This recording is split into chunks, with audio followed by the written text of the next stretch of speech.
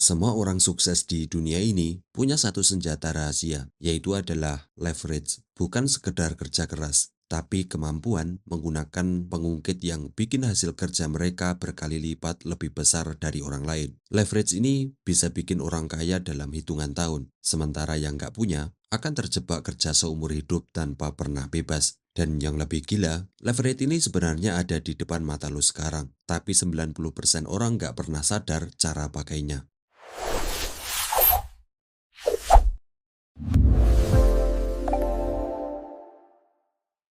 Bayangin, lo punya tuas panjang banget buat ngangkut batu super berat. Tapi kalau cuma pakai tangan, pasti cepat capek. Tapi kalau punya pengungkit yang tepat, beban yang tadinya mustahil bisa lo angkat dengan mudah. Itu yang namanya leverage. Di dunia bisnis, leverage adalah alat pengungkit yang bikin kerja kecil menghasilkan hasil yang jauh lebih besar. Banyak orang pingin kaya, tapi tetap ngandelin tenaga sendiri. Akhirnya, output mereka selalu sebanding sama tenaga yang dikeluarkan. Padahal orang yang ngerti leverage bisa memasukkan satu input, tapi hasilnya bisa 100. Bedanya bukan di kerja keras, tapi di kerja lebih cerdas dengan alat yang tepat. Contohnya gini, seorang guru di sekolah mungkin cuma bisa ngajarin 30-40 murid. Tapi kalau dia bikin buku atau video, lalu unggah di internet, dia bisa ngajarin 1000 bahkan jutaan orang. Itu adalah leverage. Ada 3 bentuk leverage utama. Yang pertama adalah modal, uang yang bisa digerakkan buat menghasilkan lebih banyak.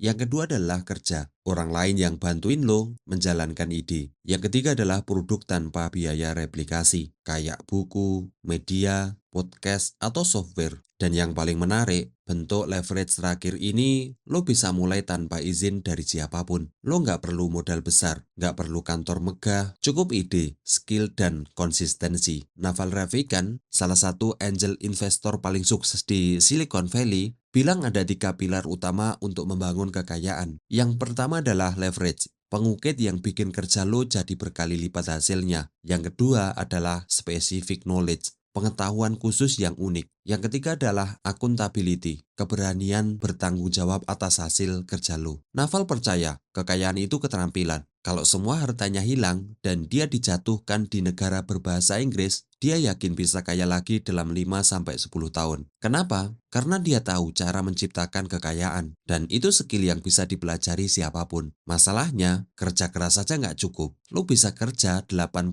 jam seminggu di restoran dan tetap nggak kaya. Yang penting adalah kamu tahu apa yang harus kamu kerjakan. Kerja keras itu penting, tapi kerja keras di arah yang salah cuma bikin lo capek. Banyak orang sudah berlari kencang, tapi di jalur yang nggak ngaruh sama tujuan mereka. Kuncinya adalah clarity, kejelasan. Lo harus tahu pekerjaan mana yang punya leverage terbesar buat hidup lo. Bukan sekedar sibuk, tapi produktif. Kalau lo kerja di sesuatu yang bisa digandakan tanpa biaya besar, atau bisa berjalan bahkan saat lo tidur, itu yang lo kejar. Salah pilih apa yang dikerjakan bisa bikin lo bertahun-tahun muter di tempat. Yang kedua adalah tahu dengan siapa melakukannya. Partner, tim, atau network yang tepat bisa mempercepat perjalanan lo berkali-kali. Orang yang salah bisa nyeret lo mundur, tapi orang yang tepat bisa dorong lo maju. Naval sering bilang, main permainan jangka panjang bersama orang yang juga berpikir jangka panjang, bekerja sama dengan orang yang punya integritas, skill, dan visi yang sama pentingnya dengan visi lo. Karena di dunia ini,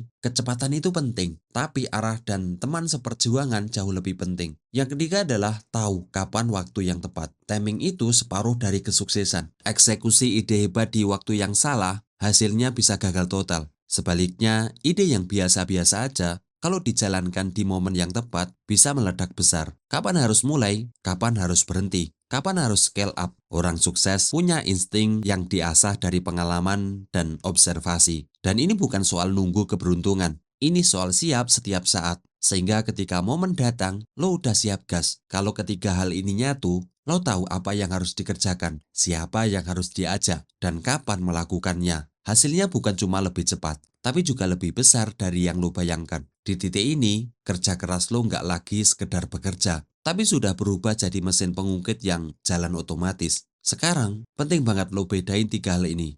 Kekayaan sejati. Kekayaan sejati adalah aset yang harus bekerja bahkan saat lo tidur, liburan, atau main sama keluarga. Bentuknya bisa banyak, bisnis yang jalan sendiri, saham yang kasih dividen, properti yang kasih sewa, atau aset digital yang terus terjual. Bedanya dengan gaji, kekayaan sejati nggak berhenti mengalir ketika lo berhenti kerja. Itu kenapa orang kaya terlihat santai, karena uang mereka yang bekerja, bukan mereka yang terus ngejar uang. Yang kedua adalah money, uang. Uang hanyalah alat tukar. Dia seperti bahasa universal yang memudahkan orang bertukar nilai atau waktu. Uang bisa lo simpen, tapi nilainya bisa turun kalau nggak diputar jadi aset produktif. Jadi jangan keliru, punya banyak uang di rekening bukan berarti lo kaya sejati. Itu cuma berarti lo sedang megang tiket untuk menukar sesuatu. Tiket itu harus dipakai untuk membeli atau membangun mesin penghasil uang yang akan terus bekerja untuk lo. Yang ketiga adalah status. Status adalah posisi lo di mata masyarakat. Bisa berupa gelar, jabatan, atau reputasi tertentu.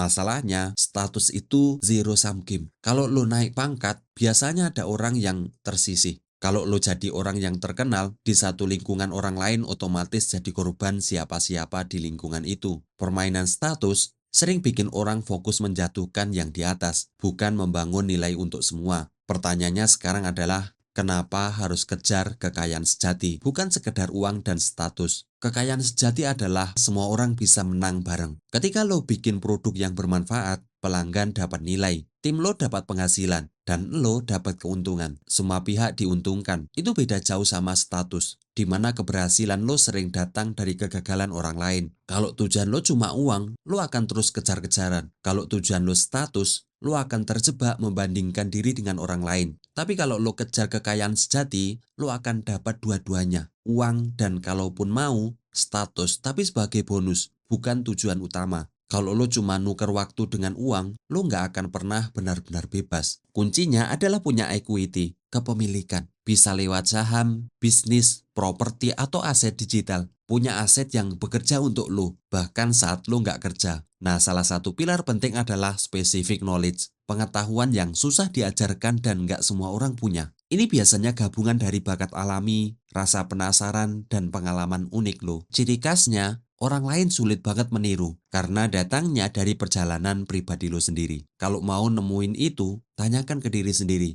apa yang bisa gue lakukan dengan senang hati. Bahkan kalau nggak dibayar, Naval juga selalu ngomongin compound interest atau bunga berbunga. Nggak cuma di uang, tapi di hubungan. Orang sukses ngerti kalau koneksi itu aset. Satu pertemuan dengan orang yang tepat bisa membuka peluang yang nggak akan lo dapetin sendirian dalam 10 tahun. Makanya, rawat hubungan, bukan cuma manfaatkan. Yang kedua adalah reputasi. Reputasi itu seperti mata uang kepercayaan. Sekali lo bangun dengan konsistensi, orang akan mau bekerja sama. Investasi bahkan kasih peluang tanpa lo minta. Tapi sekali rusak, susah diperbaiki. Yang ketiga adalah kebiasaan. Kebiasaan kecil yang lo ulang tiap hari akan menentukan arah hidup lo. Disiplin bangun pagi, belajar, atau investasi sedikit demi sedikit. Semua bisa jadi kekuatan besar kalau dikompon bertahun-tahun. Yang keempat adalah pengetahuan. Pengetahuan itu leverage tanpa batas. Begitu lo paham satu skill berharga, itu bisa dipakai berulang kali tanpa habis. Dan setiap kali lo pakai, hasilnya malah naik. Kebiasaan kecil yang lo ulang terus-menerus bisa menghasilkan dampak besar dalam jangka panjang. Itu kenapa konsistensi lebih penting daripada hasil instan. Terus ada yang namanya accountability, tanggung jawab pribadi. Kalau lo berani taruh nama atau reputasi lo di dalam hasil kerja, orang akan percaya sama lo. Tapi konsekuensinya kalau gagal lo juga akan disorot. Untungnya di dunia modern, risiko ini udah nggak semenakutkan dulu. Bangkrut bisa bangkit lagi, asalkan lo jujur dan punya integritas. Sekarang kita masuk ke infinite leverage, pengukit tanpa batas. Bentuk leverage kayak software atau media bisa digandakan tanpa biaya tambahan. Lo bikin sekali, hasilnya bisa lo jual dan bagikan ke jutaan orang. Dan yang keren, nggak ada yang bisa melarang lo memakainya. Itu level tertinggi. Orang dibayar karena penilaian, bukan jam kerja. Keputusan yang 10% lebih baik bisa bernilai miliaran di level perusahaan besar. Makanya, mengasah cara berpikir dan menilai peluang itu investasi paling berharga. Yang selanjutnya adalah hargai waktu lo. Waktu adalah satu-satunya aset yang nggak bisa lo tambah, tapi bisa lo buang begitu saja kalau nggak sadar nilainya. Naval bahkan dari awal sudah menentukan harga per jam untuk dirinya sendiri, jauh sebelum dia kaya. Misalnya, dia memutuskan bahwa 1 jam waktunya minimal bernilai $5.000 atau sekitar 80 juta. Artinya, kalau ada pekerjaan yang nilainya di bawah itu, dia akan delegasikan atau bayar orang lain untuk melakukannya. Pertanyaannya, kenapa? Karena setiap menit yang lo habiskan untuk hal yang bernilai rendah adalah menit yang seharusnya bisa dipakai untuk membangun aset bernilai. Entah itu mengembangkan skill, membangun bisnis, atau memperluas jaringan. Kebanyakan orang terjebak saving mindset, hemat uang tapi buang waktu. Padahal orang kaya punya investing mindset. Mereka rela keluar uang untuk membeli kembali waktu mereka, supaya bisa dipakai di tempat yang menghasilkan lebih banyak lagi. Bayangin ini, kalau lo habiskan 3 jam nyari tiket pesawat paling murah dan cuma hemat 150.000, berarti lo nuker waktu seharga 50.000 per jam. Kalau waktu lo sebenarnya bisa dipakai untuk kerja atau bisnis yang menghasilkan jutaan, itu jelas rugi. Intinya tentuin harga waktu lo sekarang. Lalu setiap kali ada tugas atau tawaran, tanyain ke diri sendiri, apakah ini sebanding dengan harga dan waktu gue? Kalau nggak, serahin ke orang lain atau skip. Yang selanjutnya adalah satu pesan penting. Ada satu pesan penting. Kalau di hati lo ada kebencian terhadap kekayaan atau orang kaya, secara nggak sadar, lo bakal jauh dari kekayaan itu sendiri. Pikiran lo akan nyari pembenaran kenapa jadi kaya itu salah, atau orang kaya itu pasti curang. Dan akhirnya lo nggak akan pernah ngambil langkah yang membawa lo ke sana. Itu seperti mau berenang, tapi lo benci air. Lo sendiri yang blok jalannya. Banyak orang terjebak di game status, di mana satu-satunya cara untuk merasa menang adalah dengan menjatuhkan orang lain. Kalau orang lain naik, mereka merasa otomatis turun. Inilah kenapa dunia status, gosip, dan kecemburuan jadi makanan sehari-hari. Tapi game kekayaan beda. Di sini, semua orang bisa menang bareng. Lo bikin produk yang bermanfaat, orang lain dapat nilai, lo dapat uang, dan tim lo dapat penghasilan. Gak ada yang harus kalah untuk lo bisa menang. Mindset ini penting. Berhenti fokus pada mengambil dari orang lain. Mulai fokus pada menciptakan untuk orang lain. Karena kekayaan sejati datang dari nilai yang lo ciptakan, bukan dari nilai yang lo rebut. Dan ingat, kekayaan itu bukan tujuan akhir. Kekayaan itu hanyalah alat untuk memberi lo kebebasan memilih bagaimana lo ingin menghabiskan waktu lo. Kekayaan hanyalah alat untuk memberi lo kebebasan. Kebebasan dalam memilih bagaimana lo ingin menghabiskan waktu hidup lo. Dan ingat, kekayaan itu bukan tujuan akhir. Kalau lo mau terus kerja karena lo cinta sama yang lo kerjain, silahkan. Kalau lo mau berhenti kerja dan fokus sama keluarga, silahkan. Kalau lo mau keliling dunia, belajar hal baru, atau bantu ribuan orang, lo bebas. Tanpa kebebasan memilih, kekayaan cuma jadi angka di layar bank. Tapi kalau lo punya kebebasan, setiap jam hidup yang bisa lo pakai untuk hal yang benar-benar bermanfaat.